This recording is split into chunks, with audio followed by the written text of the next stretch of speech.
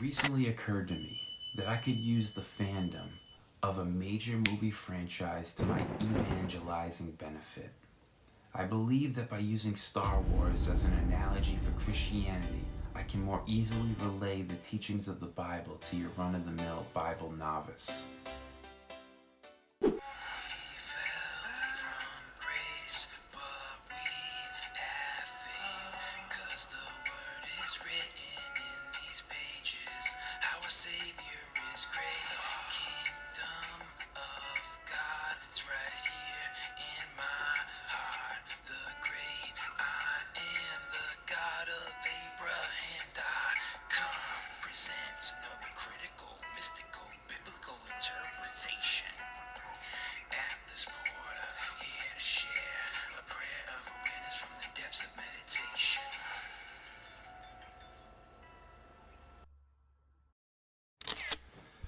The Judeo-Christian worldview is the foundation upon which Western civilization has been built.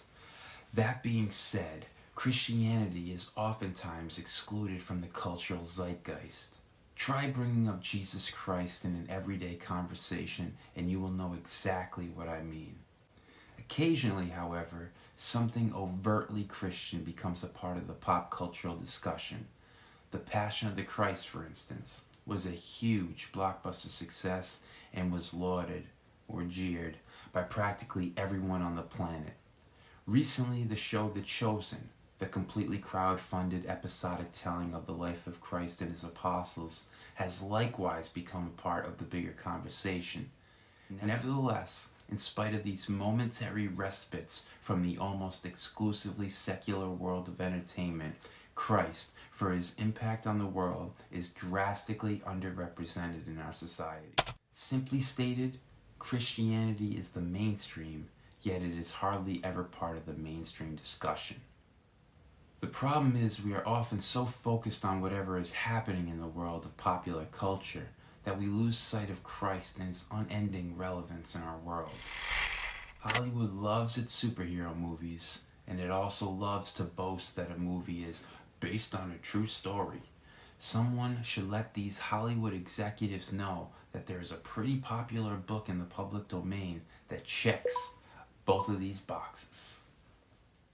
What I'm saying is that Jesus is more powerful than any superhero, and his story, i.e. the Bible, is so true that it isn't just based on a true story, it is literally the basis for all truth as we know it. And so it isn't that the Bible is true. It's that the Bible is the precondition for the manifestation of truth. I won't hold my breath waiting for Hollywood to find Jesus. That doesn't, however, mean that Hollywood is useless for bringing people closer to God. It recently occurred to me that I could use the fandom of a major movie franchise to my evangelizing benefit. I believe that by using Star Wars as an analogy for Christianity, I can more easily relay the teachings of the Bible to your run-of-the-mill Bible novice. Don't worry if you don't think you have a good handle on Star Wars either. It will all be explained as we proceed. There are over a dozen different Star Wars movies, spin-offs, animated series, and television shows. For our purposes, we will be focused primarily on the first two trilogies. The Star Wars franchise began as a trilogy in the 70s and 80s. What is peculiar is that these first three movies were not numbered 1, 2, 3, as one would assume.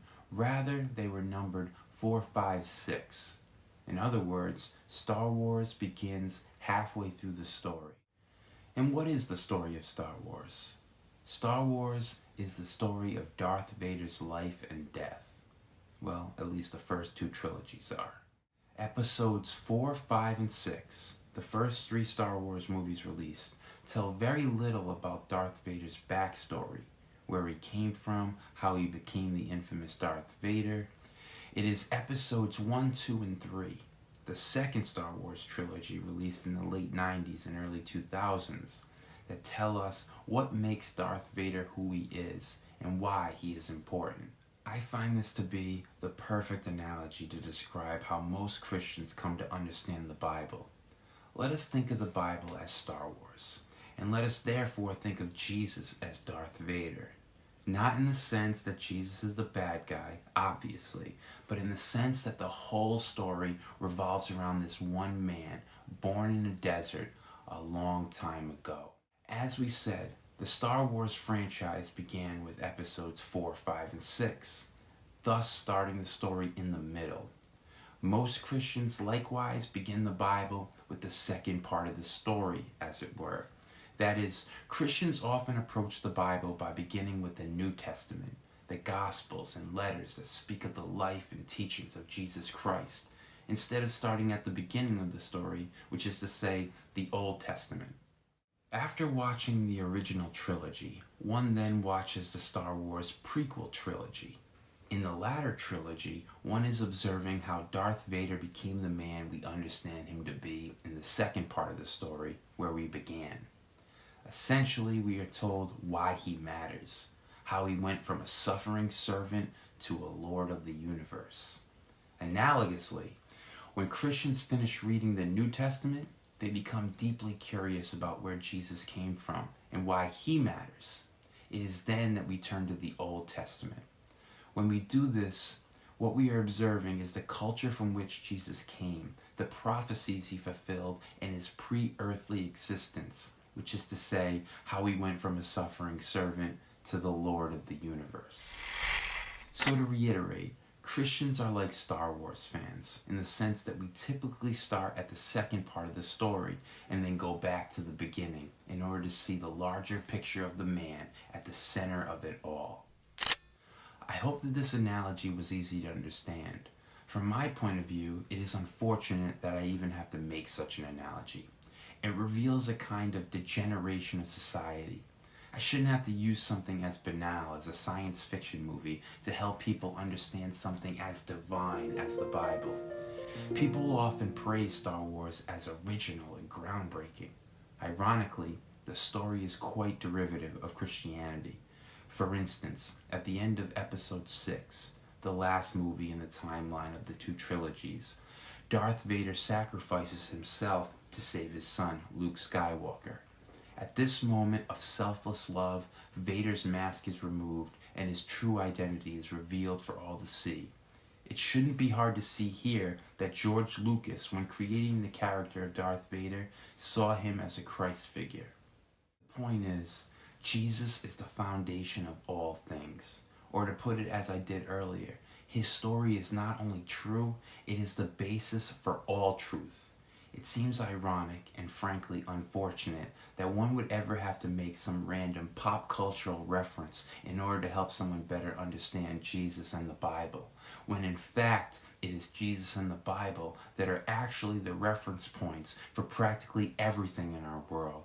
Star Wars is just a very small example of this. What is more, those are hardly the only overtly Christian aspects of Star Wars. The motto of the movie is, "May the Force be with you." Perhaps it should be, "May the farce be with you," because the phrase is clearly a ripoff of the liturgical greeting, "May the Lord be with you," which has its roots in the Old Testament book of Ruth. Star Wars producer Gary Kurtz confirms this Christian connection in a book entitled How Star Wars Conquered the World. Perhaps the book should be called How Star Wars Repurposed Christianity in Order to Conquer the World. Nonetheless, this is the perfect encapsulation of my overarching point. People often misunderstand just how much Christianity is underlying everything in our world. As a society, we constantly reject Christianity in favor of some poor comparison.